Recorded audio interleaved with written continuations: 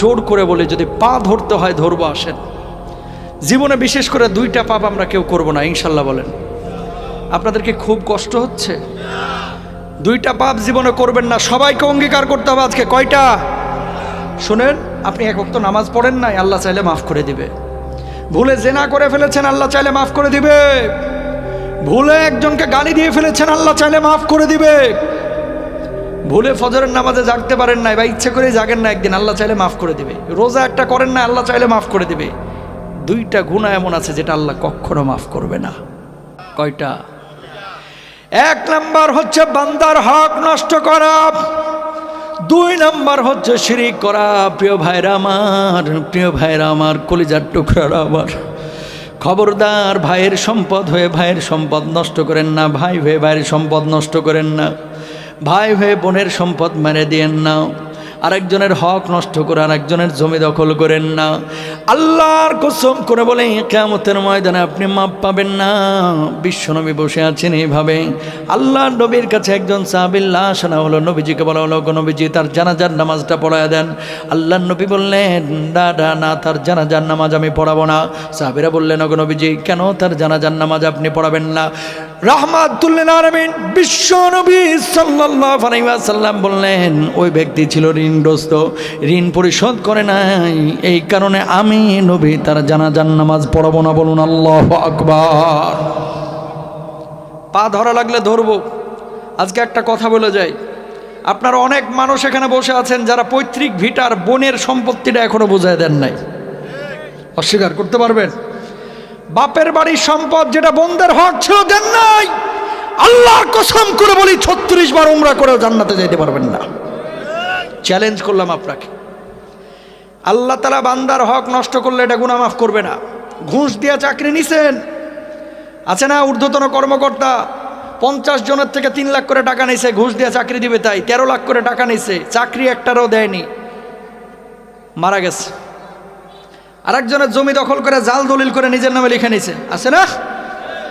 টাকা ঋণ নিছে 20,000, কয় 3 দিন পরে দেব, 3 দিন আর হয় না, টাকা তো দেয় না, উল্টা আরো ফাপড় নাই। কথা বলেন, আছে না নাই? কিয়ামতের ময়দানে এই শ্রেণীর মানুষ, এরা আবার নামাজও পড়ে, রোজাও করে, হজ্জও করে, যাকাতও দেয়। আল্লাহ তাআলা কিয়ামতের ময়দানে ফেরেশতাদেরকে বলবে, এদের আমলগুলো চেক করো তো।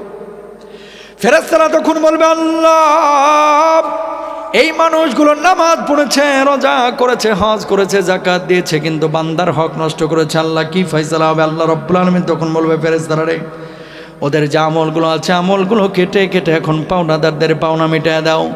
যখন পাওনাদারদের পাওনা মিটিয়ে দেওয়া হবে, আমার আল্লাহ রাব্বুল আলামিন তখন ফেরেশতাদেরকে বলবে, এখন আমলের কি অবস্থা? ফেরেশতারা তখন বলবে, আল্লাহ, এই মানুষগুলোর জান্নাতে যাওয়ার জন্য যথাযথ আর আমল নাই, আমলের পাল্লাটা শূন্য হয়ে গেছে। আল্লাহ রাব্বুল আলামিন তখন বলবে, যত বড় হাজি হোক, নামাজি হোক, শিকলে বেঁধে বেঁধে এই মানুষগুলোকে জাহান্নামে নিক্ষেপ করো। বলুন নাউযুবিল্লাহ। একজন মানুষের গাছের ডাব চুরি করে খাইছেন, আম চুরি করে খেয়েছেন, আরেকজনের হক নষ্ট করেছেন। করেন না ভাই? আরে কয়দিনের দুনিয়া?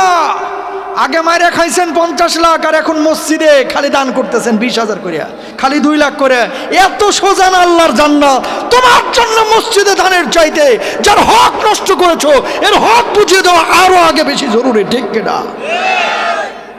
তিতা লাগবে এই ওয়াজ। এ হুজুর এর লাগে অনেকে পছন্দ করে না, আনছে আপনারা হুজুর তাফসির করার লাগে, কি বাড়া ভাতে সাইড হালতেছেন। এ হুজুরে অনেকে পছন্দ করে না, কয় এই ওয়াজের দরকার কি? আপনার কাছে রিকোয়েস্ট ভাই, আপনি মাপ পাবেন না। আপনি যত বড় মুফতি নিয়ে আসেন, হক মারার গুনাহ শুধু তওবা দিয়ে আল্লাহ মাফ করে। ও বাঁচতে কইতেছেন কেন? হক মারার গুনাহ শুধু তওবা দিয়ে আল্লাহ মাফ করে।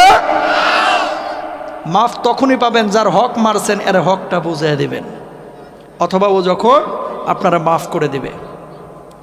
কেন আপনি বুঝেন না? নামাজ যে ফরজ, এটা আছে কোথায়? কোরআনে সবাই বলেন, নামাজ ফরজ আছে কোথায়? হজ ফরজ আছে কোথায়? রোজা ফরজ আছে কোথায়? নামাজ, রোজা, হজ, যাকাত যে কোরআন আল্লাহ ফরজ করেছে, বান্দার হক নষ্ট না করা, ওই আল্লাহ ওই কোরআনেই ফরজ করেছে। সুবহানাল্লাহ কোন। কিন্তু আমরা বুঝি না। আগে আকাম কুকাম হারাম টারাম সব খাইছে, এখন আইসা মনে করেন মসজিদের ছাদটা ঢালাই দিয়ে দিছে। আছে না?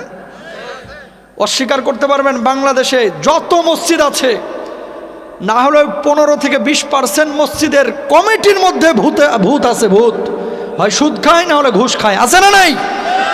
হুজুর এখন খায় না, আগে খাইছি। তো আগে যে খাইছেন ওটার খেসারত কিভাবে দিবেন? হক মারার গুনাহ তো আল্লাহ মাফ করবে না। তাহলে কি করতে হবে? যাদের হক নষ্ট করেছেন এদেরকে খুঁজে বাইর করে হকগুলো আগে বোঝাইতে হবে। বোনেরা বাপের বাড়ির সম্পদ চাইতে হলে কয়, কিরে জরিনার মা, বাপের বাড়ির সম্পদ নিতে হয় না, এই যে আসছিস যাচ্ছিস খাচ্ছিস বসছিস এটাই তো বালা, বাপের বাড়ির সম্পদ নিস না, আছে না?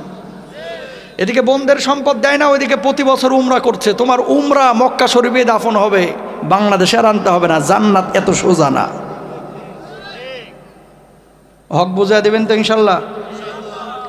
মনে রাখবেন, হারাম যেদিন থেকে খাবেন আরাম তুলে নেবে কে? এলাকায় ইমাম সাহেবের বেতন দেন 10,000, একটা রিক্সাওয়ালা, অটোওয়ালা, সিএনজিওয়ালা টাকা কামায় 15,000 20,000। কই ঘুমেতে কোনো ঝামেলা নাই ওদের, ট্যাবলেট খায় ঘুমানো লাগে না। আর গরুর গোশত ও মাশাল্লাহ 1 কেজি দিলে ওটাও হজম করে ফেলতে পারে। কুমিল্লার রসমালাই ও 1 বাটি খাইতে পারে, কোনো সমস্যা নাই। হারাম খাওয়া শুরু করবেন, ডাক্তার কইবে 1/2 কাপের বেশি ভাত খাইতে পারবেন না। কথা কন না, রসমালাই খাবেন আপনি, সম্ভবই না। কারণ নানাবিধ শরীরে অসুস্থতা দিয়ে দিবেন কে? জোরে বলেন কে? মানুষের অশান্তি হয় কেন জানেন? 5টা কারণে। কয়টা বলেন? কয়টা? জোরে বলেন কয়টা? এবং মুহাদ্দিসিনরা বলছেন এই 5 কারণে দেশের মধ্যে, সমাজের মধ্যে দুর্ভিক্ষ আসে। আল্লাহু আকবার কর। সংক্ষেপে বলে দিই। 1 নম্বর, আল্লাহর নবী বিশ্বনবী সাল্লাল্লাহু আলাইহি ওয়াসাল্লাম বলছেন, লাম তাদহারিল ফাহিশাতু ফি কওমি কাত্তুন হাত্তা ইয়ালিনু বিহা ইল্লা ফাশা ফাহিমুত তাউন। কোন সমাজের মধ্যে যখন অশ্লীলতা বেড়ে যাবে, জেনা ব্যভিচার বেড়ে যাবে, ওই সমাজের মধ্যে নিত্য নতুন রোগ ঢোকায় দেবে। এমন রোগ আল্লাহ রাব্বুল আলামিন দিবেন যে রোগগুলো সম্পর্কে কোনো মানুষ কখনোই জানতো না। করোনা, কথা কন না কেন? এমন রোগ আল্লাহ রাব্বুল আলামিন দুনিয়ার বুকে দিয়ে দিবেন, আপনি মাজার ব্যথায় ঘুমাইতে পারতেছেন না, ডাক্তার রোগ ধরতে পারে না। বুকের ব্যথায় ঘুমাইতে পারেন না, ডাক্তার রোগ ধরতে পারবে না। অদৃশ্য নিত্য নতুন রোগকে আল্লাহ রাব্বুল আলামিন আপনার আমার ওপরে চাপায়া দিবেন যখন অশ্লীলতা বেড়ে যাবে। বলুন নাউযুবিল্লাহ। 2 নাম্বার, আল্লাহর নবী বলছেন, ওয়ালাম ইয়ানকুসুল মিকয়াল ওয়াল মিজানা ইল্লা উখিযু বিসসিনিনা ওয়া শিদ্দাতিল মাউনাতি ওয়া জাওরি সুলতানি আলাইহিম।